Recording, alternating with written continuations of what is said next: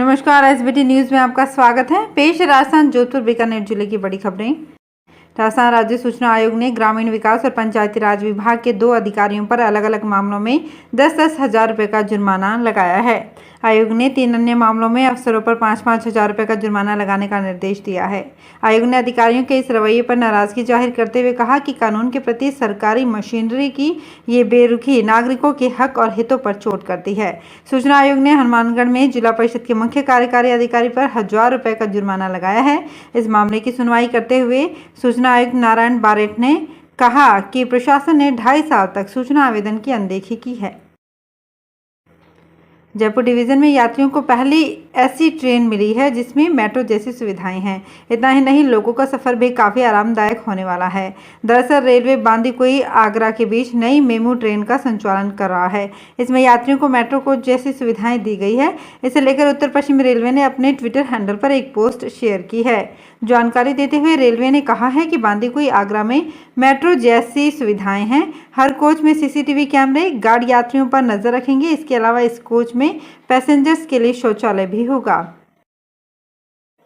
ACB मुख्यालय के निर्देश पर बुधवार को हनुमानगढ़ चौकी ने कार्यवाही करते हुए तलवाड़ा झील उप तहसील के नायब तहसीलदार दरिया सिंह और कानूनगो रेखराज को 7,000 रुपये की रिश्वत लेते रंगे हाथों गिरफ्तार किया है। एसीबी महानिदेशक बीएल सोनी ने बताया कि परिवादी ने हनुमानगढ़ की एसीबी चौकी को शिकायत दी कि वसीयत का इंतकाल दर्ज करने के एवज में तलवाड़ा झील नायब तहसीलदार और कानूनगो प्रति बीघा 4,000 रुपये के हिसाब से 16,000 रुपये रिश्वत मांग रहे हैं। रिश्वत नहीं देने पर उन्हें परेशान किया जा रहा है। सरकार ने राजस्थान में राजकीय उच्च प्राथमिक विद्यालय को उच्च माध्यमिक विद्यालय में क्रमोन्नत करने के नियमों में बदलाव किया है। शिक्षा विभाग के शासन उप सचिव भारतेंद्र जैन की ओर से जारी संशोधित आदेशों में प्रदेश के सामान्य श्रेणी क्षेत्र में क्रमोन्नत किए जाने वाले राजकीय उच्च प्राथमिक विद्यालय की 8वीं कक्षा में 30 छात्र और 20 छात्राओं यानी कि कुल संख्या 50 होना जरूरी होगा। छात्र विद्यालय की क्रमोन्नति के लिए क्षेत्र में 1500 की आबादी और छात्रा विद्यालय के लिए क्षेत्र में 2000 की आबादी होना जरूरी होगा। इसके अलावा 5 किलोमीटर तक की परिधि में कोई भी राजकीय माध्यमिक विद्यालय या राजकीय उच्च माध्यमिक विद्यालय संचालित नहीं होना चाहिए। इसके साथ ही क्रमोन्नत होने वाले स्कूल के अतिरिक्त कम से कम एक राजकीय उच्च प्राथमिक विद्यालय होना चाहिए। राजस्थान के कोटा में 2 IITian ने खेती की जिस तकनीक पर काम किया है उससे बिना मिट्टी और जमीन के हवा में सब्जियां उगाना मुमकिन हो गया है। इस तकनीक से पानी भी साधारण खेती के मुकाबले 80% तक कम लगता है और मुनाफा कई गुना ज़्यादा है। इनकी इजाद की नई तकनीक से सब्जी उगाने से पेस्टिसाइड्स नहीं उगती है। सब्जियां सेहत के लिए फायदेमंद होती हैं। इस तकनीक के जरिए ये IITian सिर्फ 2.5 बीघा में हर महीने लाखों रुपए की कमाई कर रहे हैं और लोगों तक पहुंचा रहे हैं। बिना पेस्टिसाइड्स वाली सेहत भरी सब्जियां हैं। अपने फसलों को जमीन में लगे हुए देखा होगा, लेकिन 2 IITian ने अनूठा स्टार्टअप कर हवा में ही सब्जियों को उगाना शुरू कर दिया है। पोखरण के रुणीचा नगरी में बुधवार को राजकीय उच्च माध्यमिक विद्यालय रामदेवरा के स्टेडियम में बीएसएफ की ओर से 2 दिवसीय हॉकी खेलकूद प्रतियोगिता का शुभारंभ हुआ। उद्घाटन समारोह में संबोधित करते हुए कमांडेंट रणवीर सिंह ने कहा कि जब तक सरहद पर एक भी बीएसएफ का जवान खड़ा है तब तक दुश्मन का एक भी नापाक कदम मातृभूमि पर नहीं पड़ने देंगे।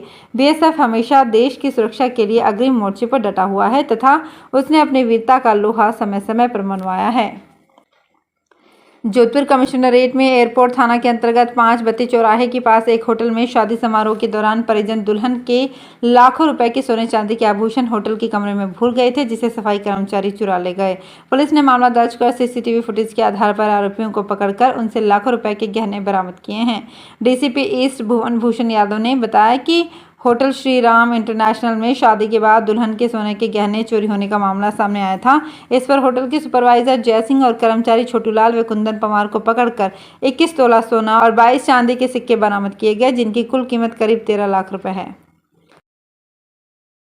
मुख्यमंत्री अशोक गहलोत के 9 व 10 अप्रैल के बीकानेर दौरे और जन सुनवाई के दौरान प्राप्त सभी प्रकरणों की 1-to-1 समीक्षा की जाएगी। अब तक हुई कार्यवाही के संबंध में प्रत्येक परिवादी को अवगत करवाया जाएगा।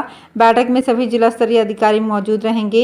ये बैठक 4 मई को प्रातः 10 बजे से जिला परिषद सभागार में होगी। जिला कलेक्टर भगवती प्रसाद कलाल ने बुधवार को कलेक्ट्रेट सभागार में आयोजित बैठक के दौरान ये निर्देश दिए। उन्होंने कहा कि मुख्यमंत्री के बीकानेर दौरे के दौरान प्राप्त प्रकरणों का त्वरित निस्तारण करना हमारी सर्वोच्च प्राथमिकता है। इसमें किसी स्तर पर लापरवाही नहीं हो। उन्होंने सभी प्रकरणों का नियम सम्मत निस्तारण करने के निर्देश दिए। बीकानेर नगर स्थापना दिवस पर आयोजित होने वाले कार्यक्रमों की श्रृंखला में 2 मई को राव बीकाजी प्रतिमा स्थल पर मुख्य कार्यक्रम होगा। इस दौरान 16 प्रतिभाओं को सम्मानित किया जाएगा। हर साल राव बीकाजी संस्थान की ओर से विभिन्न क्षेत्रों में अवार्ड दिए जाते हैं। इसी श्रृंखला में इस बार भी 16 प्रतिभाओं को सम्मानित किया जा रहा है, जिन्होंने विभिन्न क्षेत्रों में बीकानेर का नाम देश भर में रोशन किया है। हाल ही में पैरा ओलंपिक में देश के लिए खेलने वाले श्याम सुंदर स्वामी को महाराजा करणी सिंह अवार्ड दिया जाएगा। जिला कलेक्टर हिमांशु गुप्ता ने अधिकारियों के साथ हेरिटेज वॉक पथ का निरीक्षण किया। सिटी पैलेस से रवाना होकर शहर की गलियों में होते हुए पचेटिया हिल पहुंचे, जहां पर अधिकारियों से विचार विमर्श कर पर्यटकों की सुविधा के लिए नए स्थल को विकसित करने पर आवश्यक दिशा निर्देश दिए गए। इस अवसर पर डीसीपी ईस्ट भुवन भूषण यादव सहित नगर निगम के अधिकारी उनके साथ रहे। राजस्थान में शिक्षा विभाग एक और मामले में विवादों के घेरे में आ गया है। केंद्र सरकार ने राजस्थान के शिक्षा विभाग से 12वीं कक्षा के पेपर में पूछे गए कांग्रेस से संबंधित 6 सवालों को लेकर जवाब मांगा है। केंद्र के इस लेटर के बाद राजनीति गर्मा गई है।